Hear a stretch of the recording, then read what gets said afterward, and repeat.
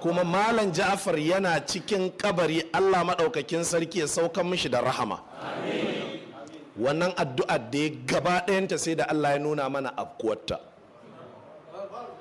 Abin da ya taso a yanzu ba tare da ɓata lokaci ba, waɗannan waɗanda gwamnati ta yaƙa saboda sun yaƙi gwamnati, a sani da cewa mu su Albani da su Jafar da makamantanmu da muke fitowa muke fallasa asirin su Muhammad Yusuf ba don muna goyon bayan gwamnati ba ko misƙala zarratin.